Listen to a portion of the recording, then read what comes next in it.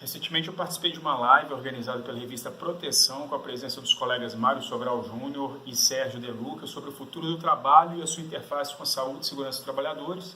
Essa live que é um segmento de uma matéria publicada na última edição da revista Proteção.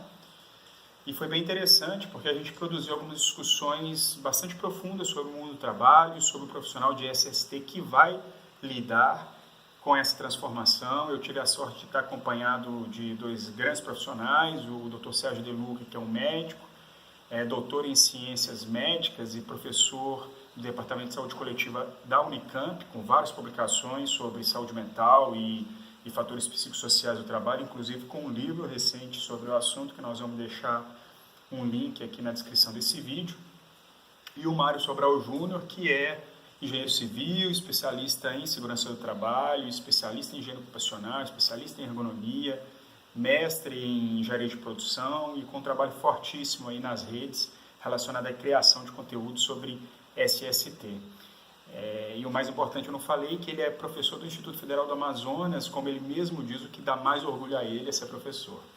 Então, nós três falamos sobre as perspectivas do futuro do trabalho, de maneira geral, né? E sobre a atuação do profissional de SST, que vai lidar com essas transformações que o trabalho vem sofrendo. O professor Sérgio destacou muito a relação entre a precarização do trabalho e o desenvolvimento de risco psicossocial. Nessa linha, eu refleti sobre a relação entre gestão, operação e fatores psicossociais, e o professor Sobral falou bastante sobre o papel do profissional de SST diante desse cenário. Eu vou deixar um trechinho da fala de cada um na sequência desse vídeo para que vocês possam dar uma olhada e para que possa servir também como um convite para que vocês vejam a live completa, que ficou bem interessante e que eu vou deixar o link na descrição desse vídeo aqui. Eu diria que a tendência sobre o presente e o futuro do trabalho não é boa, né? Eu entendo que nós vamos ter um aumento do desemprego, uma redução de vagas do trabalho formal, do aumento da precarização, do aumento do trabalho por demanda via aplicativos como Uber e do aumento das atividades de teletrabalho de maneira exclusiva, né? Então, neste cenário, eu vejo que haverá um aumento grande, né, do sofrimento mental, do esforço cognitivo e da procura dos trabalhadores por apoio e suporte a esse sofrimento. Então, esse vai ser o grande desafio que nós, profissionais de saúde e segurança, vamos ter, né?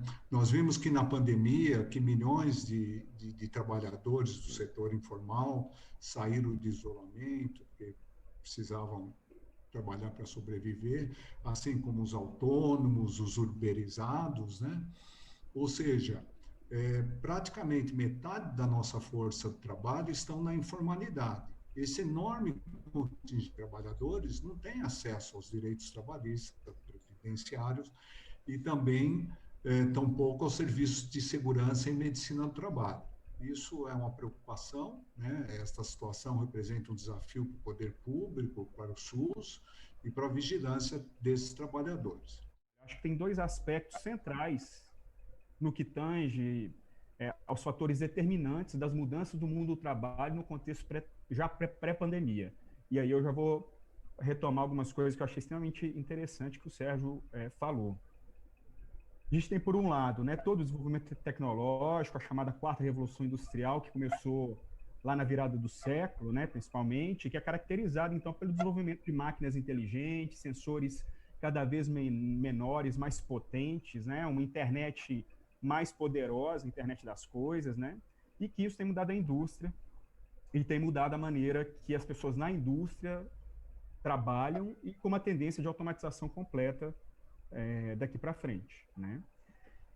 Esse desenvolvimento tecnológico, por um lado, somado às crises financeiras, né, globais provocadas pelo desenvolvimento de políticas ultraliberais, né, gerou o que a gente conhece hoje como o fenômeno da uberização das relações de trabalho, né, que é um fenômeno em que poucas e grandes empresas concentram riquezas enormes e passam a desenvolver relações de trabalho que são baseadas no desenvolvimento de plataformas digitais para comercialização de produto, para comercialização de serviço, e utilizando como mão de obra os milhões de desempregados, né, que tem aí, gerados pela crise, né? Então, a grande questão nessas novas relações de trabalho é a ausência de todo tipo de responsabilização das plataformas em relação aos seus chamados, colocar entre aspas, os parceiros, né, os empreendedores, que são aqueles trabalhadores cadastrados nas plataformas, né, e ainda colocam o nome muitas vezes assim mais bonitinho para mascarar a realidade das condições de trabalho vivida por eles. Então, o trabalho, como o doutor Sérgio disse, ele se tornou mais informal, mais precarizado e feito sob demanda. Esse é justamente o segundo aspecto desse novo mundo do trabalho, que é o crescimento do trabalho informal. Segundo a Organização Internacional do Trabalho, um dado recente, 61% das pessoas que compõem a força de trabalho mundial atuam de maneira informal. Só no Brasil a gente tem mais ou menos 40 milhões de pessoas nessa situação. Então, esses dois fatos, ou seja, o desenvolvimento tecnológico da indústria 4.0 e o desenvolvimento do trabalho informal, isso se soma a um processo de financeirização, como alguns teóricos colocam, e da gestão, que é ocorrida também como produto do neoliberalismo a níveis extremos, né, que leva a situações como flexibilização na legislação, né? A gente está passando atualmente por um processo de flexibilização das normas trabalhistas, de todas as NRs, gestores cada vez mais ligados às regras e indicadores numéricos e muitas vezes distanciados da realidade do trabalho, que a ergonomia valoriza, né, e procura entender. Então, isso a gente pode imaginar que gera consequências catastróficas em relação à SST, né?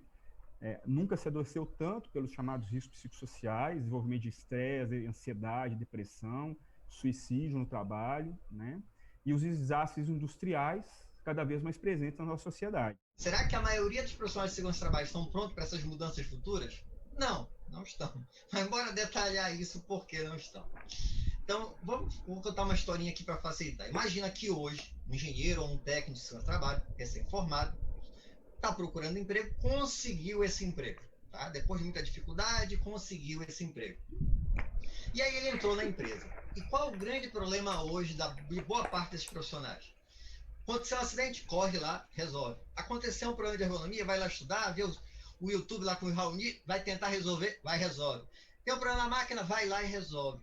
Ele começa a trabalhar como um apagador de incêndio. Os profissionais de segurança, eles não veem muita parte de planejamento. E isso não é só para o futuro, desde sempre, tá? Mas isso não é visto. E cada vez mais será necessário esse planejamento. Então, fazer a gestão. O profissional de segurança, ele não tem que ser visto como uma pessoa operacional, e sim como um gestor. Enquanto o próprio profissional de segurança não vê isso, vai ser difícil. Então, esse é o primeiro ponto, a questão do planejamento.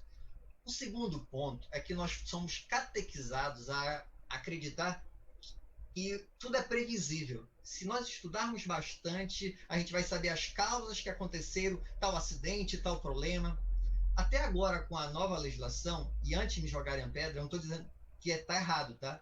Eu acho que a gente vai ter que complementar o que tem na legislação. Antes de jogarem a pedra, escuta. Então, o novo lá PGR, o inventário de riscos e plano de ação. O que a gente vai fazer? A gente vai identificar os perigos, avaliar os mais críticos e menos críticos e estabelecer ações. Tudo lindo. Só que nem tudo é previsível, tá? A gente trabalha muito no resultado. Como assim, Mário? Imagina o seguinte, imagina que você vai fazer uma avaliação agora em outubro, novembro, numa empresa de eletroeletrônica aqui de Manaus. Setembro, outubro, novembro, a produção está toda, porque está produzindo para o Natal. Chega janeiro, a produção despenca.